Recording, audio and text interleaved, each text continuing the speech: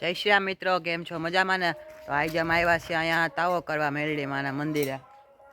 મારા મામાની બધા આવ્યા છે અત્યારે તાવોનો હજી તો બધું કરે છે, હજી તો લોટ બાંધે ને એવું કરે છે. કહે શું કરસ?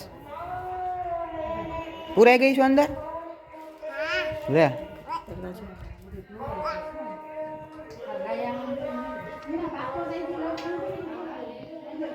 તો અત્યારે અહીંયા ચાપડી બનાવવા હાટું અહીંયા જે બધું લોટ બંધાય છે. જે તાવો કરતા હોય એને લોટ બાંધવાનું એવું હોય. એટલે મેં થોડા કાયરા પછી મદદ કરાવવા લઈ ગયો હતો.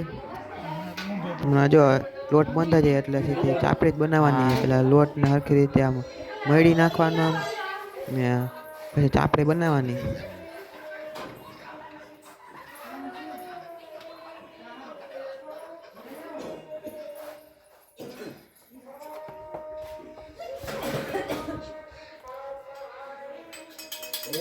તો ચાપડી બની ગઈ છે હવે, અને અત્યારે તેલમાં તળાય છે. જોઈને મારા મામા અને મારા કાકા બે, અને અહીંયા શાક બનાવે છે સાઈડમાં, બટેટાનું રસાવાળું શાક.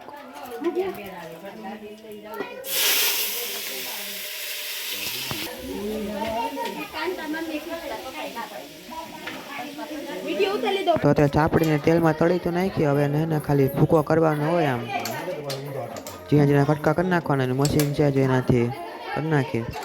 પછી એમાં ગોળ ને બધું નાખીને પરસાદી કરી નાખવાની, એટલે એમ લાપસી જેવું થઈ જાય.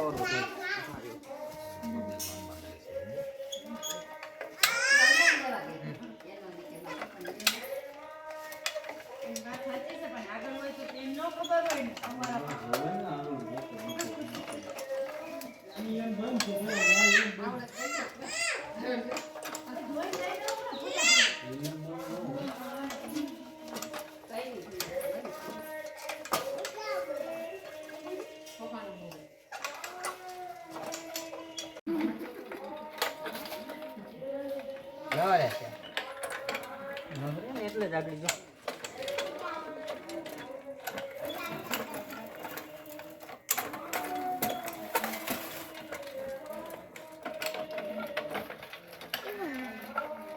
તો અત્યારે પ્રસાદી તો થઈ ગઈ છે. પેલા મેલીમાને આપણે ધરી દઈ તાવો પેલા ધરવાનો હોય તો ધરી દઈએ આપણે પેલા.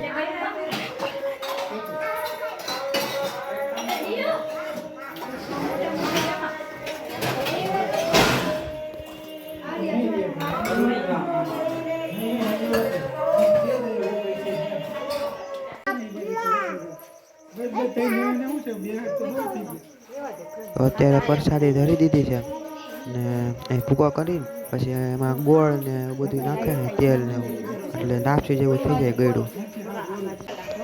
તે બધા બેસી જાય જમવા. બીજા હોતે આવ્યા હતા પગે લાગો એને હોતે બેસતા જમવા. મેં કીધું હાલો હું બેસી જાવ, પાછળ બેસી ગયા હાર વાર.